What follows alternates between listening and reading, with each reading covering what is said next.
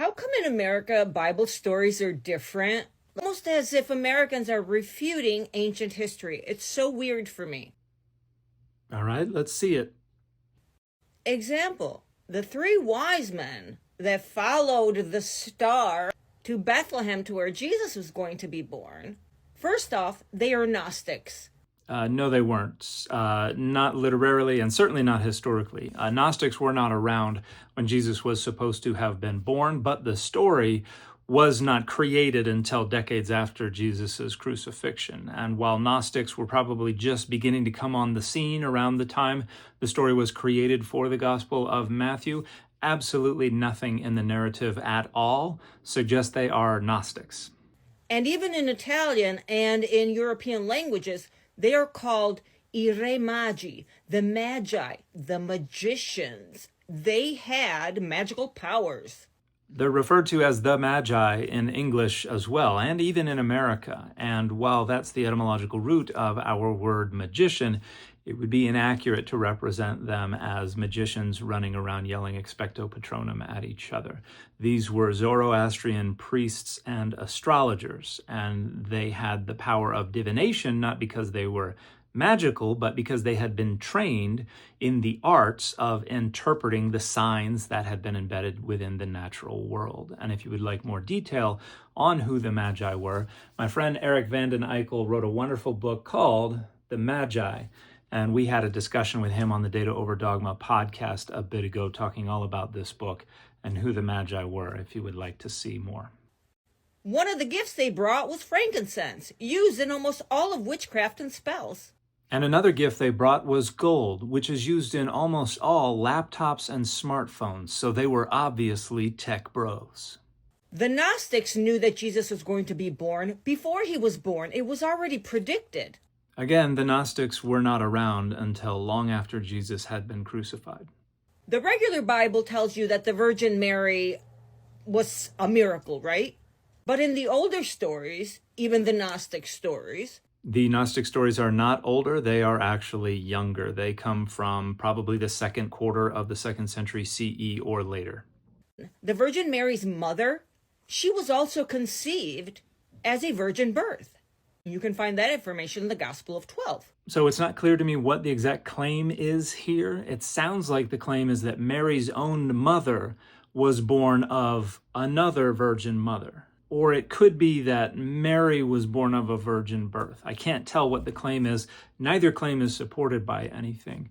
I don't know what Gospel of 12 is referring to. It can't be referring to the Gospel of the Holy 12, the vegetarian spin on the Gospel written by Ousley between 1898 and 1901. It can't be the Gospel of the 12 because that is a lost Gospel and we don't know precisely what it says. We only have what Origen reports about it, and none of it says anything about Mary or Mary's mother being born of a virgin mother. And it can't be the Gospel of the 12 Apostles because that's just a summary of the 4 Gospels and also doesn't say anything about Mary or Mary's mother being born of a virgin. Now, there is the Proto-Evangelium of James, the Proto-Gospel of James, or the Infancy Gospel of James, which talks about Anna as Mary's mother and has her lament and has a visitation from angels and has a miraculous conception for Mary because she had been barren, but it doesn't say anything about a virgin birth. And the notion that Mary was born under exceptional circumstances would eventually become the doctrine of the Immaculate Conception, which has nothing to do with Jesus' conception, but is about the conception of Mary, where no sin is imputed to her. But that is not being born of a virgin. I can't find any text that says that. I think that if everybody wants to know true origin stories, you need to start looking into the Gnostic scriptures. That would inarguably get you further away from understanding accurate origin stories. We don't have any accurate origin stories. We have stories that were developed after Jesus had been executed, but the Gnostics come even after that. So no, this is not helpful.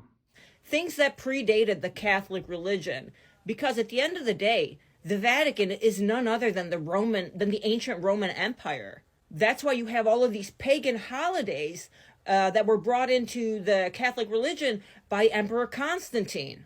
While the Emperor Constantine formalized the state recognition of certain Christian holidays because he was the one who legalized the practice of Christianity throughout the Roman Empire, Constantine did not introduce any holidays, and certainly not any pagan holidays, into Christianity. Jesus also believed in reincarnation. He says it several times. He says absolutely no such thing whatsoever. He said he could come back whenever he wanted to, how he wanted to. And he talks about rejuvenation chambers in Egypt. And he also talks about transferring bodies, switching bodies, just like the tale of Osiris. The closest we get to any such claims is probably the Gospel of the Egyptians, which was written probably in the second quarter of the 2nd century CE and is not believed by any scholars to actually preserve any of the actual sayings of Jesus. If you open your Verizon to more studies and more research, you'll find the real truths. So Verizon is a brand name. It comes from the combination of Veritas and Horizon. And also, this is neither research nor truth. This is just ignoring the scholarly consensus regarding the dating of the Gnostic literature and then just dogmatically asserting that all the claims in that literature are true. The wise men were magicians. So the wise men were not wise, they were magicians, literally. In our language, Magi, the Magi. That means the magicians. Not really. And the fit for this video has been the death of Superman.